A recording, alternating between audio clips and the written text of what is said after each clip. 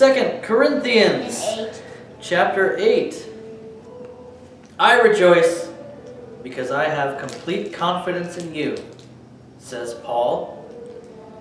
And he says, chapter 8, verse 1, we want you to know, brothers, about the grace of God that has been given among the churches of Macedonia. So, it's bragging time, Paul says. Grace, God's riches poured out on people. Guys, I want to tell you about the awesome stuff God is doing for the Macedonian people.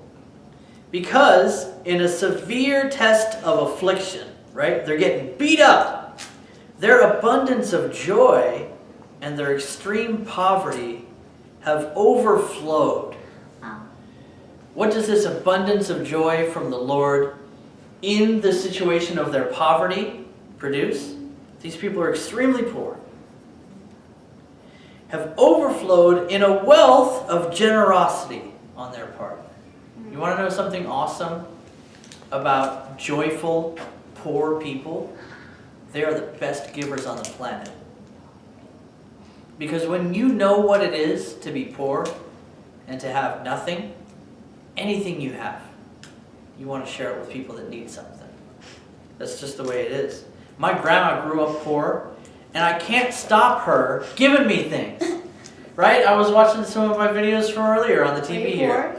And I was talking about how, like, Grandma, stop giving me food. Let me buy my own groceries. It's because she grew up, she didn't have things. And now she always wants to make sure that the people she loves have things. Even if she doesn't need to buy those things for us. The Macedonians, they're so poor right now. They're getting beat up. And what did they do? They're sharing everything they can get their hands on. All of their things to give to people that need things.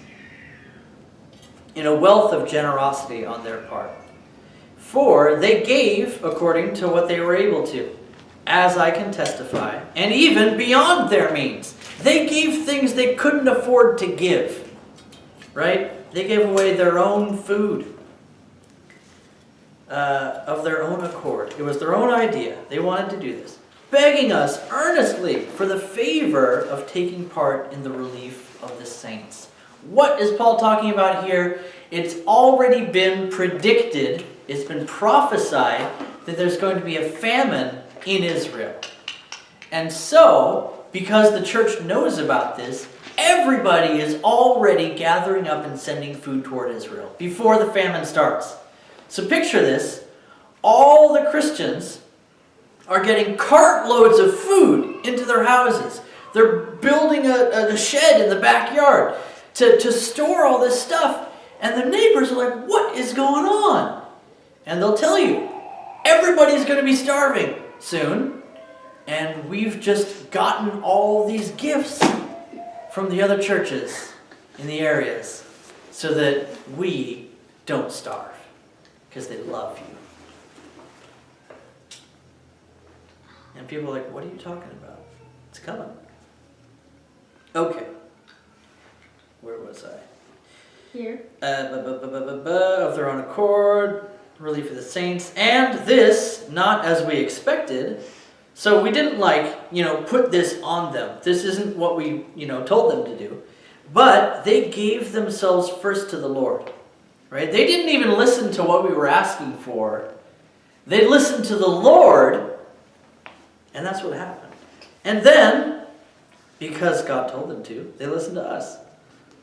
Accordingly, we urged Titus that as he had started, so he should complete among you this act of grace. Okay, hold on guys. I just want to brag about the Macedonians. Super poor, they gave even more than what they could really afford because they heard that there's going to be hungry people in Israel, right? That's coming.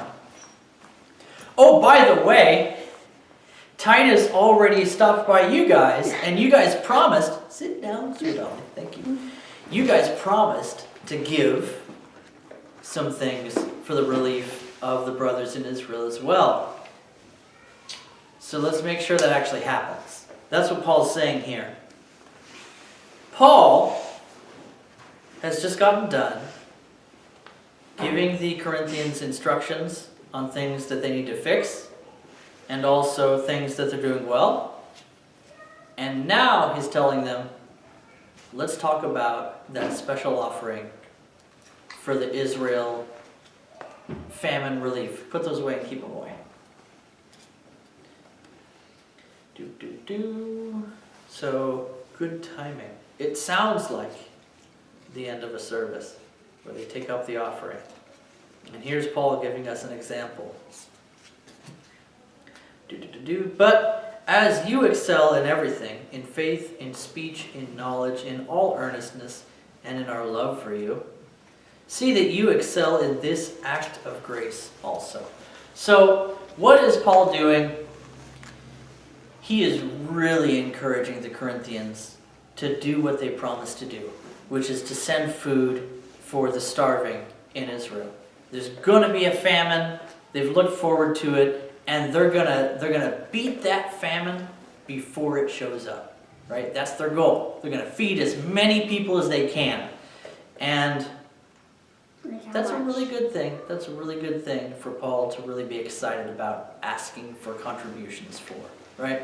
Paul, when it comes to his own expenses, he's like, hey, I pay for myself, and nobody is gonna pay for me so that so that you can take away that brag that I have. I paid my own way when it comes to traveling expenses and food and where he's staying and whatever.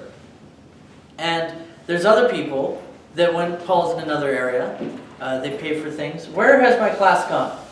Swadali, where are you going? Yeah. Sit, he's fine. He can take care of himself. Yeah. All 2 of my students, gone. Okay, where was I? This is a super interesting chapter right now. I gave you some tissues. I like it. You So, know where we are. one of the things, why don't you find that while I explain this idea to you? One of the things that happens when the Lord saves you and pays for you, rescues you, and when you realize the price that he paid for you, you can enjoy that candy quietly or you can put it in the garbage. Okay? Those are your options. I hear another smack. Straight in the can. What was I saying? Right! When you realize what God did for you and how generous he is, in the can. I told you. You spit it in the garbage can. You have to. So, when you realize what the Lord's done for you, it makes you want to be a generous person. Thank you for obedience to it all. You did a good thing. I'll eat them later. Okay. Okay. It makes you want to be generous when you realize what he's done for you. And that's what's happening to these people. God doesn't want to try and smooth talk people into giving away their hard-earned money. God doesn't need your money. He really doesn't. Doesn't want this. Pastor Carl was talking about the kibbutz, Mizgavam, that is seeing less money come in because less tourists are coming in, and so that hurts them. And we prayed for them. You know what? God can take care of kibbutz Mizgavam if he wants to. God can make dollar bills rain from the sky, right? My wife and I were talking about money, and this was pretty early on in our marriage, and we had some money saved up, and we were just burning through it, right? We didn't have enough money coming in, and that doesn't mean so much when you're a kid to have no money, right? Because you still get food and a place to live for free. If my wife and I run out of money, we don't have a place to live, right? We don't have food for our children. We didn't have kids then. But anyway, my wife was getting worried about money. And we were talking about it. And I said, babe, God's going to take care of us. And she said, what's that? Because she saw a crow playing with something. And I could swear it looked like money. So I walked over to it, the crow takes off, and there's a dollar bill sitting right there. There you go, Lord. can take care of me, right? If he can send me $1, he can send me $1 million. Whatever I need. I only needed $1 bill to win that argument. So the Lord will take care of you, right? So why bother giving things to people that need things if the Lord is completely capable of taking care of people? He fed you when you were starving, right? He poured out his blood to give you life, right? Think about your mom who gave birth to you. If she asks you for something, she can always say, You're very late. sit down, come on. She can always say, be quiet, we're recording. That's what she says. She says, be quiet, we're recording. But if your mom asks for anything, you can't be like, no, I don't want it. Because she can always say, I gave birth to you. You're not caught up to me yet, right? You still owe me. You still owe me. Until you give birth to her and raise her from a tiny baby and clean her poops and her pees, right? How? Until you do that, you're not even. You're still behind. Don't you bring up that sass. You have no idea what she went through for you. That's the way it is with the Lord, right? He could say, I died for you and you don't want to cash out. But he doesn't do that. God never says, you ungrateful person, you should give to them because I gave so much for you. He doesn't say that. But Mom, The Lord loves somebody that looks at the person who's in need and they go, oh, that's my brother. That's my sister. They look hungry. I want to give them some food. Right? That's what the Lord likes to see. Anyway, moving on. I say this not as a command, but to prove by the earnestness of others that your love is also genuine. I'm just comparing you to these Macedonians who were poor, and even though they were poor, they gave everything that they could, and even more than they should have, to feed the brothers in Israel. I'm comparing you guys not to try and force you to do what you promised to do, by the way, but to prove that you have that same kind of love. Paul is being pretty smooth here. For you know the grace of our Lord Jesus Christ, that though he was rich, yet for our sake he became poor, so that you, by his poverty, might become rich. Jesus paid it all, so you could be rich when you were poor. In this manner, I give my judgment. Here's my opinion, Paul says. This benefits you, who a year ago started not only to do this work, but also to desire to do it. Not only did you start collecting things, but you also wanted to do more, right? And this is what I'm talking about. Do what you wanted to do. Do what you promised to do. It's going to be awesome. So now, pay attention. Finish doing it as well, so that your readiness in desiring it may be matched by your completing it out of what you have. Do it. Just do it. Okay? Do it. You said you'd donate yesterday. Do it today. Okay? Just, never mind. Maybe that, I don't know. I'm being silly. And I lost my place again. 4, if the readiness is there, it's acceptable according to what a person has, not according to what he does not have. Don't worry about where we are, just listen.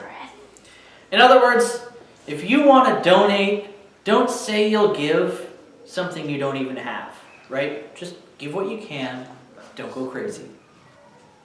But if you said you'd give it, give it. Because I do not mean that others should be eased and then you burdened, right? I don't want you guys to starve when you're feeding them, but that as a matter of fairness, your abundance at the present time should supply their need. You guys have tons of food. I would just love to see you take care of people that are starving. And then when they have lots of food, if you guys are ever in need, guess what? Wagon loads of food from Israel. Don't worry about it.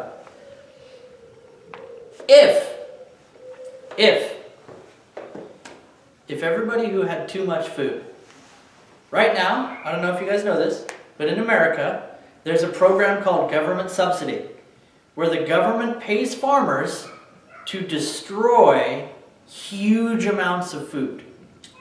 They pick it, They throw it in a burn pile, and the government gives them money for destroying some of their food. Why? Because then the price of food in America stays high, and people spend more money. It's good for the taxes. If, instead of destroying that food, we gave it away, there would be no starving people. If everybody who had too much food, like we have in America, right? I'm trying to lose some weight. I have too much food, right? I started eating less. Suddenly there's like no room in the fridge because nobody's eating the leftovers, right? It was all me. If everybody who had too much food gave food to somebody that doesn't have enough, there would be no starving people. It's not going to happen, but it could. That's what Paul would love to see. Okay, so now finish doing it as well. Do not mean that others should be eased and you be burdened. As it is written, whoever gathered much had nothing left over, and whoever gathered little had no lack. What's he talking about there? Do you know what he's referencing? It's in Exodus. Whoever gathered much didn't have too much. Whoever gathered little didn't have too little. It was always an omer that they gathered every day. Manna. Manna in the wilderness. The bread from heaven. Over. Nope. Omer. The H is silent. Manna. Help me. I got my extra part. But thanks be to God, who put into the heart of Titus the same earnest care I have for you. For he not only accepted our appeal, but being himself very earnest, he's going to you of his own accord. With him we are sending the brother who is famous among all the churches for his preaching of the gospel. And not only that, but he has been appointed by the churches to travel with us as we carry out this act of grace that is being ministered by us for the glory of the Lord himself and to show our good will. We take this course so that no one should blame us about this generous gift that is being administered by us, for we aim at what is honorable, not only in the Lord's sight, but also in the sight of man. And with them we are sending our brother, whom we have often tested and found earnest in many matters, but who is now more earnest than ever because of his great confidence in you.